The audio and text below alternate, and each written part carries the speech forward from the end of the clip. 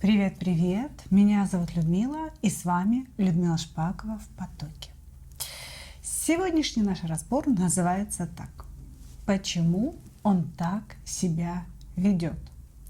Вопрос, который интересует, конечно же, многих, да, потому что не всегда нам понятно поведение мужчины.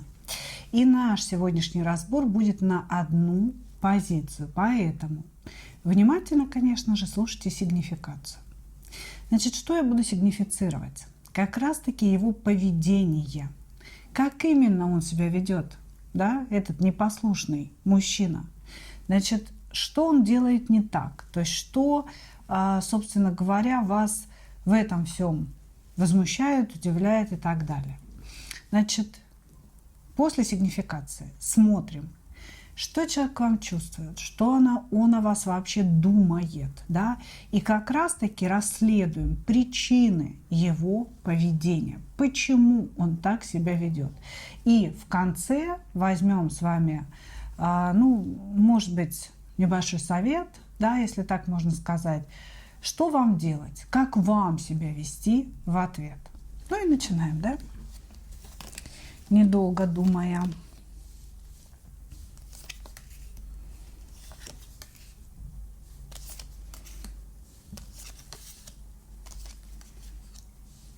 Угу.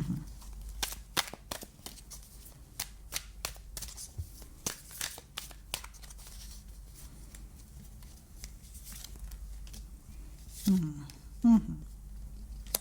Так, ну, по сути, да, я думаю, что вас интересует сейчас, почему он перестал проявляться, почему он исчез, почему он закончил отношения, да, которые так прекрасно развивались. Значит, о чем идет речь?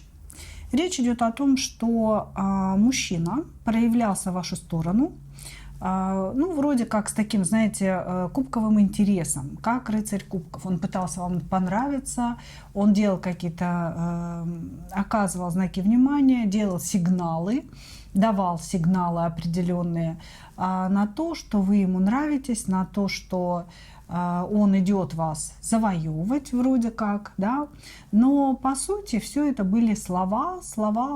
Кто такой рыцарь кубков?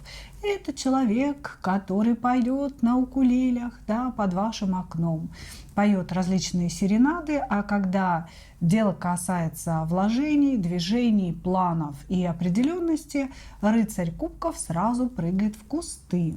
Вот, значит, это человек, который любит вливать в уши. Вот. Значит, этот мужчина давал вам какую-то надежду на отношения между вами. И вроде как в этой надежде проскальзывало, что все будет делать он, как настоящий мужчина. Ну что значит все, да? Просто завоевывать вас будет он, и прилагать какие-то усилия тоже будет он. Это первоначально, что, значит, он вам показывал. Вот. Потом у вас происходила какая-то борьба друг с другом. Вы пытались, каждый из вас пытался отвоевать место под солнцем в этих отношениях. Ну, то есть, кто главный? Я главный, нет, я главная. Играли вы. И после этой борьбы вы сделали вывод для себя, что мужчина очень инфантильный, что он ищет мамочку, что он абсолютно не хочет брать ответственности ни за что, и что отношения с вами для него такая, знаете, это как десерт, да, как десерт. Хочется этим насладиться, да, но это не обязательно. То есть это какая-то необязательная скрипка в оркестре. И что этот мужчина, он не готов ни к чему серьезному, не готов к вложениям, к ответственности и так далее, а хочет чего-то легкого, каких-то наслаждений, веселья, радости, ну и, собственно, больше ничего. Возможно, вы более серьезно относились к этим отношениям, чем он. Может быть, он вас вообще младше значительно. Вот, значит, вы почувствовали, что он ищет мамочку, он ищет женщину, которая все решит сама, или женщину для удовольствия, которой я ничего не буду должен, Вот. И, значит, здесь произошла какая-то ссора между вами. Может быть, вы попытались выяснить отношения, а человек сразу ушел в туман. То есть он даже не захотел что-то объяснять, он не захотел что-то предлагать, да, давай вот так, давай вот сяк. Здесь мужчина мог просто исчезнуть, как корова языком слезала. Вот. Мог вас заблокировать, мог вам сказать о том, что мы заканчиваем отношения, мог вам сказать о том, что вы во всем виноваты, в том, что он уходит.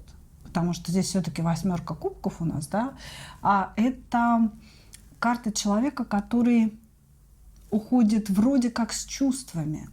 И здесь, знаете, так вот неоднозначно показано, что этот мужчина мог захлопнуть двери с тем, чтобы вы оставались вот с этим, знаете, странным ощущением, со странным послевкусием.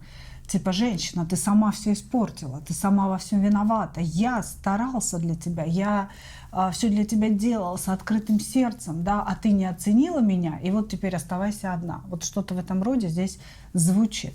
Вот, значит, соответственно, какое поведение у мужчины? Инфантильное, безответственное, поведение по дураку. Это раз. Второе. Мужчина вышел из отношений без объяснений. Молча перестал появляться, может быть, даже вас заблокировал, да, или сказал вам: сама виновата, оставайся одна. И вы хотите узнать, почему он так себя ведет, несмотря на его предыдущие, может быть, он совсем недавно по рыцарю кубков вам тут объяснялся в любви, да, а тут вдруг закончилась любовь, и все помидоры, собственно говоря, протухли. Ну, давайте смотреть его чувства к вам.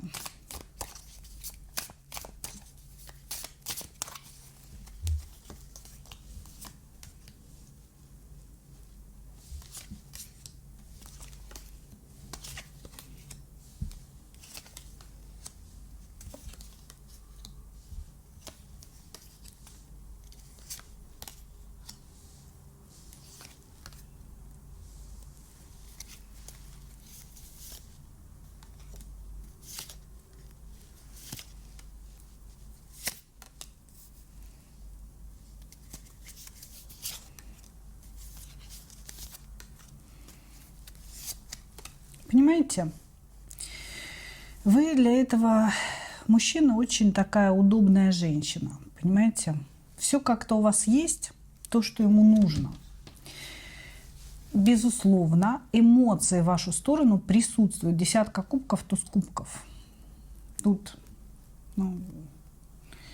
ничего другого, кроме слова «любовь», я не скажу. То есть человек действительно в вас влюбился. Может быть, знаете, не совсем осознанно, не совсем по-взрослому, если так можно сказать. Но то, что его вот просто переполнили какие-то эмоции в вашу сторону, это однозначно. То есть здесь человек действительно влюблен. Он влюблен, но этот человек ищет себе женщину с ресурсом. Ищет себе женщину, которая может вкладываться в него. Причем здесь разговор может быть не совсем даже о деньгах или о том, что там у вас есть своя квартира и так далее, а о том, что вы его должны доращивать. Понимаете? То есть как бы он ищет женщину, которая возьмется за него, вот он такой полуфабрикат у нас, да, возьмется за него и начнет из этого полуфабриката готовить некое блюдо. Женщину, которая из мальчика сделает мужчину, да, дорастит его. Вот он искал в своей жизни подобную женщину, и в вашем лице, в ваших глазах увидел как раз-таки тот самый отклик, да, собственно говоря. То есть вот она моя любимая, которая сможет из меня, вот такого недомужчинки, сделать настоящего мужчину. Реализованного, чувствующего себя сильным, достойным, да, вот, настоящим. И за это, собственно, за вот это вот свое ощущение рядом с вами, да, он вас и полюбил. То есть он говорит, я ее люблю за соответствие моей мечте, моим представлениям. Вы именно такая женщина, которая, по его разумению, может его дорастить, вывести на новый уровень. Вот. Значит, дальше некое ваше поведение его вело в ступор, я бы так сказала. То есть вот что мы видим в чувствах, да? Видим любовь. Но очень странно, как я еще раз остановлюсь на этом вопросе, да, что эта любовь, она очень странная. Его переполняют чувства от радости, да, что он наконец-то встретил женщину, соответствующую его представлениям. Вот она та самая, наконец-то, ура, класс, сколько я искал. Я люблю тебя. Вот. Но это не я люблю тебя, потому что ты уникальный человек, потому что ты уникальная личность. Я хочу быть с тобой, я хочу познавать тебя, я хочу тебя интересоваться тобою, да, и идти с тобой дальше. Нет, не поэтому, это не такая любовь. Эту любовь отставляем в сторону. А это любовь к некому идеалу, который наконец-то встретился. Дальше.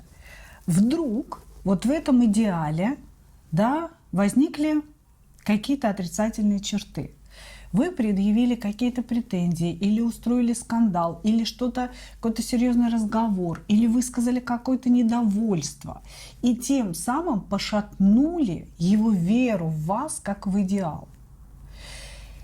И он разочаровался. Понимаете? То есть что здесь в чувствах мы видим? Мы видим как вспыхнувшая любовь, переполняющие чувства, так и какое-то мгновенное разочарование, типа, а что? Мама, ты что, не любишь меня больше? То есть вот, понимаете, какое-то такое разочарование человека, неожиданное для него самого, да, которое изменило ход его чувств, изменило ход его мыслей. Понимаете, вы его взбесили, вы сделали что-то неожиданное для него. Или вы отвернулись от него, или вы поставили условия. Но здесь однозначно что-то пошло в сопротивление с его представлением о вас. Он решил, что вы, как-то много требуете. Вы прям какой-то нарцисс. Понимаете? Вот. Он подумал о том, что как? Я так много ей давал, я так много ей готов предложить. На самом деле здесь человек готов вам предложить свою писю. Вот чтобы вы понимали, да? То есть писю, как он считает, он великолепный любовник. И вообще вот это самое важное для женщины, что вот мужчина, он должен давать сексуальное наслаждение, эмоциональное наслаждение, а все остальное, оно или как-то само урегулируется, или это все урегулирует женщина. Вот у него как-то так это все, понимаете? И тут идет в чувствах еще и некое возмущение, что он вроде как очень много эмоций в вас вложил. Если у кого-то была близость, да, он считает, что он просто вот, как говорится, вознес вас на вершину блаженства. У кого не было близости, он считает, что он своими эмоциями, словами, какими-то признаниями вот такое вам дал, что вы должны были просто вот в штабеля уложиться рядом с ним. А вы не уложились, понимаете? И он говорит о том, что он не понимает ваших претензий, он не понимает, что ей еще надо. Вот понимаете, в чем дело? То есть, с одной стороны, это мой идеал, вот такая мне нужна, наконец-то я ее встретил. С другой стороны, а что за фигня, что за требования вообще такие, да, как-то что-то не то, неужели ей недостаточно того, что я и так ей давал? Вот о чем здесь речь. Хорошо. Что он думает о вас вот на сегодня, да, что он думает о вас? Ушел из отношений, что думает о вас?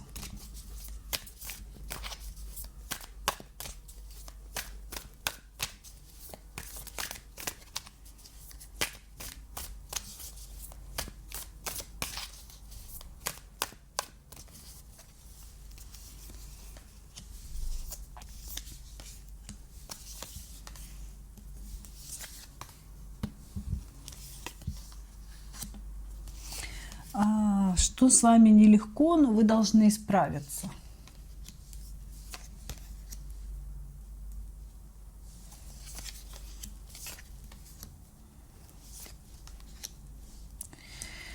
Он думает о том, что вы должны измениться ради него, ради того, чтобы между вами были какие-то серьезные, классные отношения. Здесь человек то ли готов на вас жениться, то ли думает о семье с вами, но он как-то, знаете, вот рассматривает вас как жену, как мать своих детей, если вы еще в том возрасте, да, что можете, допустим, это себе позволить, вот. Как семью. Он говорит, вы ему полностью подходите для всех вот этих вот категорий. Вот. И что он думает? Он думает о том, что вы должны исправить свое поведение. Вы должны исправить ситуацию, которую вы же и создали.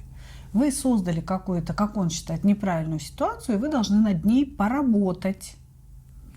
Вы должны сделать правильный выбор. Правильный выбор – это он.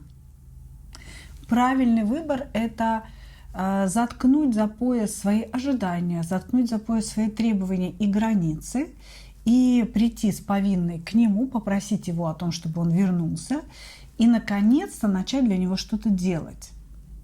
Понимаете? Здесь человек ждет от вас каких-то шагов к примирению. Он держит вас как очень серьезного партнера, как очень серьезную партнершу, да, как женщину мечты, как женщину, с которой он хотел бы что-то строить, но при определенных условиях. При условии того, что вы будете строить его, ничего не получая взамен, кроме, как он считает, страшно необходимой вам писи. Вот так, понимаете? Вот. Значит, здесь все про то, что вы ему должны. Вы ему должны двигаться к нему, прекратить сопротивляться, прекратить придумывать какие-то претензии ради его предложения, допустим, на вас жениться или вместе жить, продолжать род. Да? Вы должны прекратить думать о себе.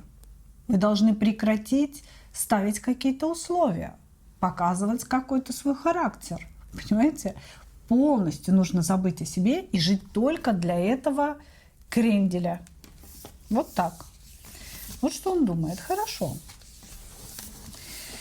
Ладно, давайте посмотрим ответ на наш главный вопрос. Почему же он так себя повел вообще?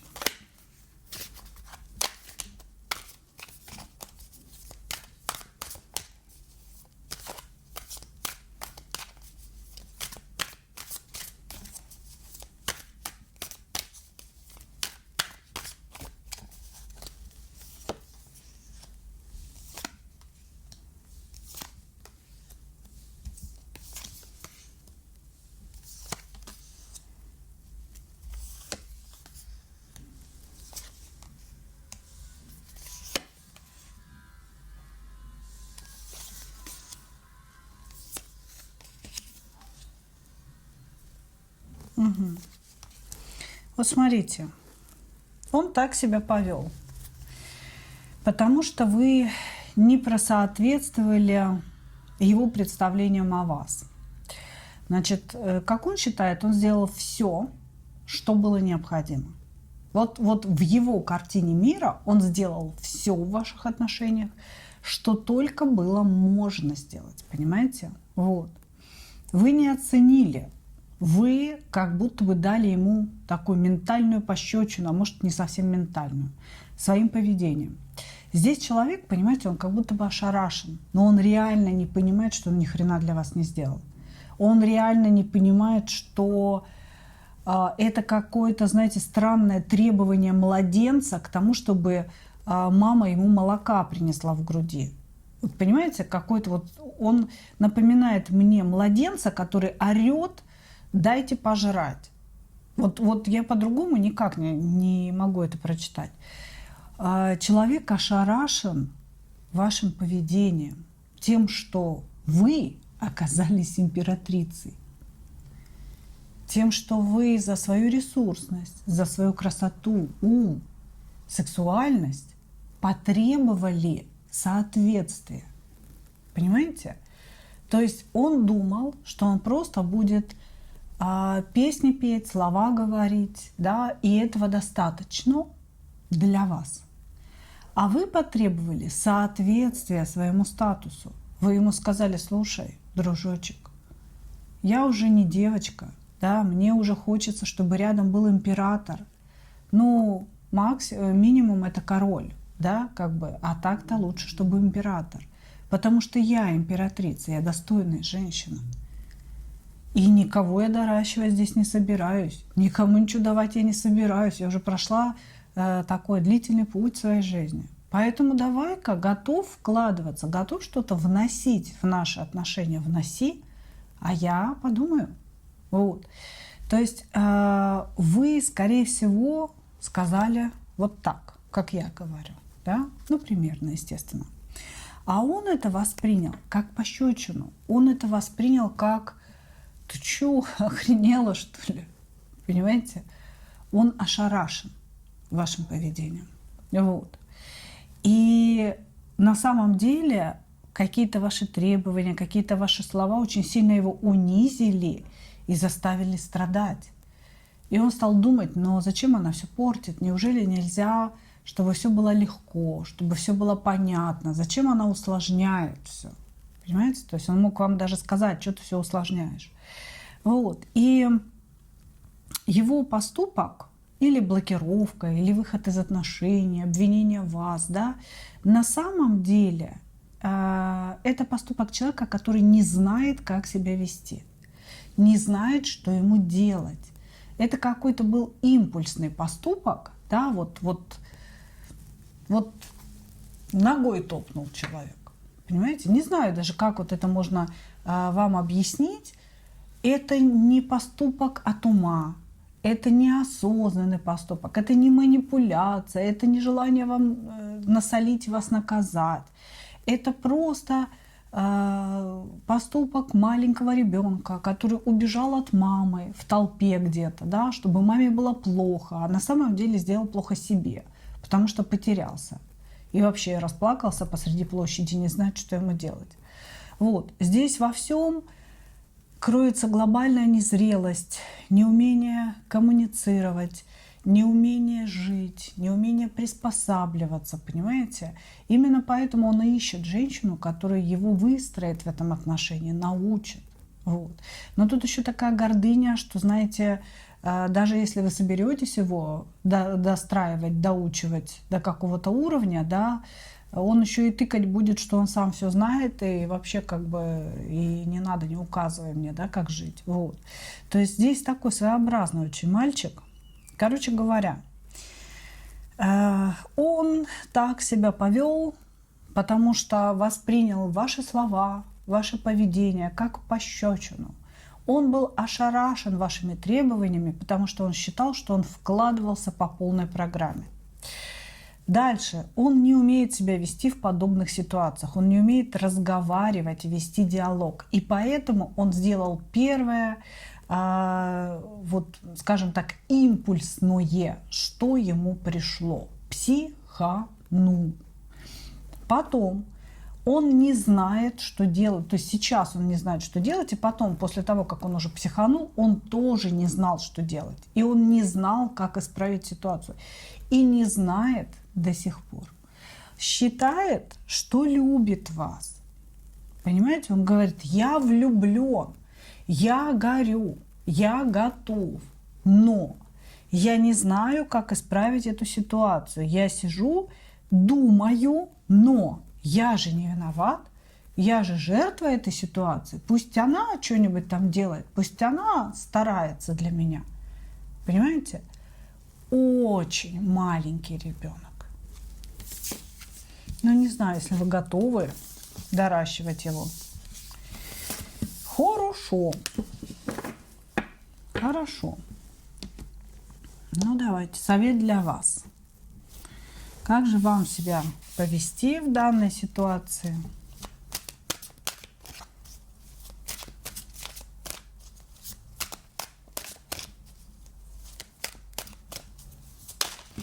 Ой, ой.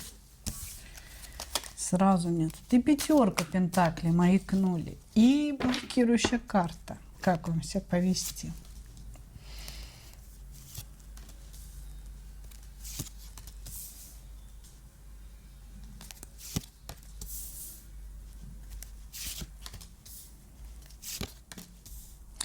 Ну, во-первых, в отношении этого человека вам вести себя не нужно никак. Вам нужно поехать отдыхать. Вам говорят о том, что какая-то дорога у вас намечается, целых 3 даже, если честно. Может быть, там какая-то в командировку, может быть, все 3 на отдых. Короче, здесь вам говорят о том, что вам не нужно думать очень много над этой ситуацией, анализировать этого человека. Здесь нечего анализировать, он прост, как лист бумаги. Вот, он просто маленький, никем не востребованный, не реализованный мальчик, который ищет маму, готовую жить только для него, да, выстраивая его жизнь и его эго, ублажая его эго. Поэтому не стоит вам здесь слишком заморачиваться по поводу этого человека. Вам нужен отдых. Поезжайте, отдохните. Значит, карты говорят нам о том, что этот конкретный мужчина вернется в вашу жизнь самостоятельно. Сейчас он посидит, что-то там подумает, погоняет, да, внутри себя и придет к мысли о том, что ему без вас совсем плохо. И он появится. Появится, конечно же, как шут-дурак. Да, как шут-дурак. Простите, аж прям проглотила слог. Значит, это будет какое-то такое ненавязчивое появление, типа «Привет, вот и я», без воспоминаний о вашей ссоре, о ваших требованиях, как будто типа «давай начнем все сначала». Вот. То есть он появится сам. Поэтому не действуйте никак, занимайтесь собой. Поезжайте отдыхать, наполняйте себя новыми впечатлениями, событиями, быть может, новой любовью, новыми отношениями. Этот никуда не денется, он приползет. Но, понимаете, совета, что делать конкретно с ним, здесь нет. Принимать, не принимать, потому что вас много, да, и у каждой из вас есть своя жизненная позиция. Кому-то, может быть, и нужен вот этот маленький ребенок, и хочется его понянчить, понимаете, выстроить, что-то сделать, может, вам скучно жить. Вот. А кому-то нужен действительно настоящий император, и уже задолбались идти сами и тащить все на себе, но тогда не нужно с ним продолжать. Понимаете? То есть выбор здесь, конечно, всегда останется за вами, вот, и делать его, конечно же, тоже вам. Вот. А пока вам советуют отдохнуть, потому что этот принц прискочит скоро сам. Благодарю вас, мои дорогие. Вот такой получился сегодня разбор. Ну и я, как обычно, хочу пожелать вам только одного. Встретить свою настоящую любовь и не потерять в ней себя. Ну а мы увидимся с вами в следующих видео. Пока-пока.